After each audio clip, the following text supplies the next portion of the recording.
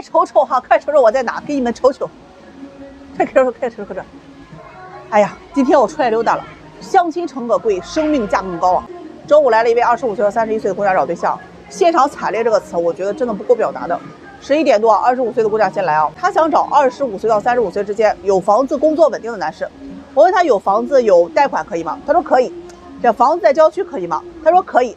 哎，聊着啊，就来了一位31岁的姑娘，说自己下午赶时间上班呢，就想先沟通。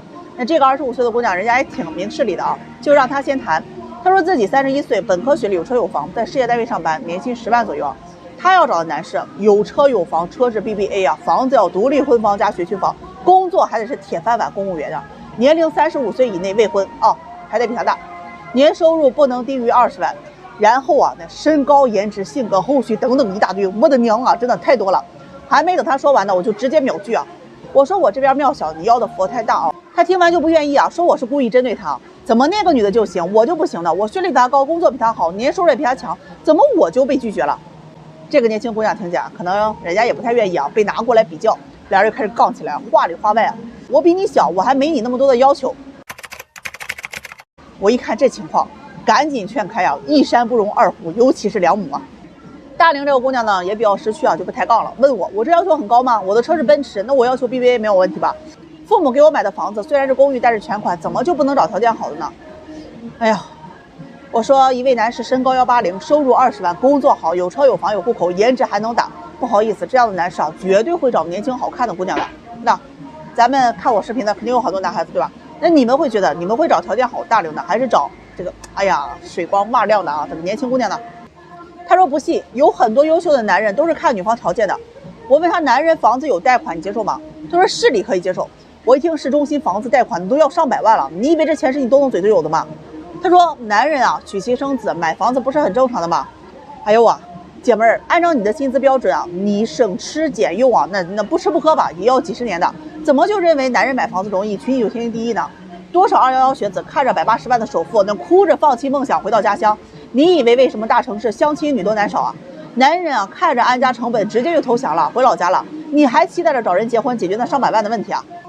他听完反驳我说我这是歧视，说他长这么大一直都是别人眼里的佼佼者，怎么就到我这里把他评价成一个商品一样？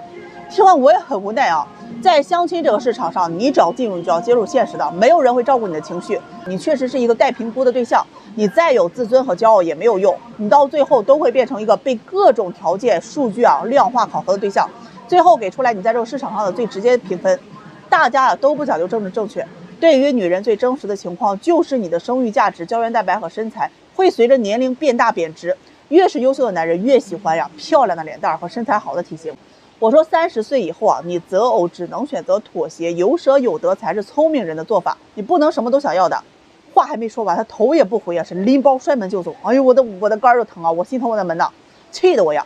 我老家的村里啊，那单身男人一大片，市里打工宿舍的男青年们也一大堆，你咋不找嘞？天天说自己优质，优不优质在婚恋市场上你喜欢男人说了算呀，我说了也不算。你的议价权随着年龄已经在变少了，如果你还是全部都想要，那你的结果就是胜着。婚恋市场是一个同性竞争的地方，你看着香的异性啊，别人看着也香啊，所以你喜欢的那个人没有选择你，那就是你在同性竞争当中啊失败了。这一条男女通用，做人呢得识时务者为俊杰，找对象同理。以后超过30岁的再这么异想天开的，我绝对不接待。刺猬得给我看好门，不然我早晚得去了，比那过山车飞的都要快。哎呀，你说气不气人呢啊？有些人相亲呢，浑浑啊都整那幺蛾子。上周末呢，有一对相亲男女啊，约好中午11点钟去火锅店吃饭。那因为周末人比较多，怕订不上位置，所以就早点去。结果阴差阳错，这相亲姑娘看成了1点钟去吃饭。于是这男士就早点到了呀，在火锅店门口的这个休息区等着啊。不一会儿来了一个姑娘，坐下就问他：“你是相亲的吗？”哎，男士一听啊，说是的呀。抬头一看，哇，这姑娘可比照片好看太多了呀，那是满心欢喜啊，立马招呼这姑娘去店里面坐下点菜吃。大家想想啊，一看到自己的相亲对象，那是一位盘量调顺的大美女，那心情肯定是格外激动啊！哎呀，稀里哗啦的就给一顿点呢，好吃好喝的全给上了。整的人这姑娘也不好意思啊，这认识期间呢就把手机啊调成了静音。还有菜上齐了，俩人就开始啊吃饭聊天，全程呢聊生活聊的比较多啊，也没聊什么个人情况，所以就算聊着有什么不对的地方，他也没有多想。相亲过程啊，用男士的话说，那叫做如沐春风啊。两人是越聊越开心啊，甚至还约好了等会儿吃完饭就去公园逛逛街看看电影。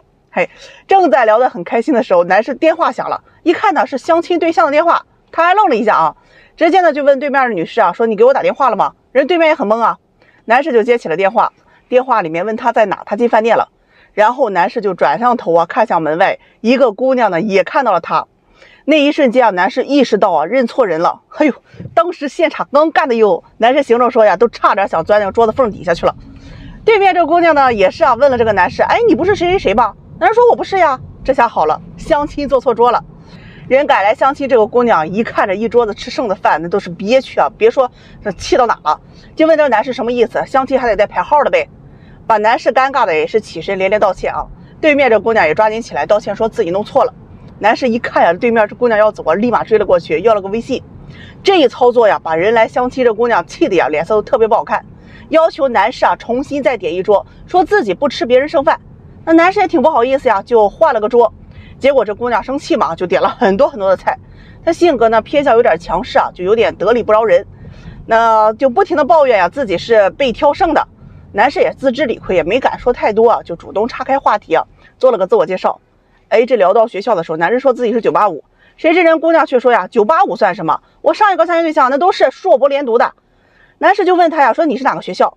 这姑娘说完呀，他一查是个3本学校，顿时男士就觉得对他印象就很差了。这姑娘情商可能也不咋地啊，上来就一顿点评说呀，男士啊长得不合他的意，个子不高，长相丑等等。男士听了肯定也不愿意啊，这两个姑娘反差太大了。你说一个长得漂亮，性格又温柔，一个就是这个照片啊，性格还野蛮。于是呀，饭没吃几口就开始怼这个姑娘，说自己不适合当舔狗啊，不会哄她开心，两人不合适。这姑娘是越听越生气啊，说男士也不尊重她。男士呢起身就要走，说这顿饭 AA， 接着转给姑娘300块钱，然后删了好友。气的这个姑娘呀，跑过去啊，抓了他去要理论，凭什么到他吃饭就要 AA 了？男士解释说呀，这一桌菜呀，自己是一口没动，说这个姑娘太傲气了，不想跟她认识。于是呢，这个姑娘就给我打电话和我抱怨，哎呦，我这一坐车这一路啊，都堵得慌，说这个男士啊，明明做错了，怎么还成了他的不是？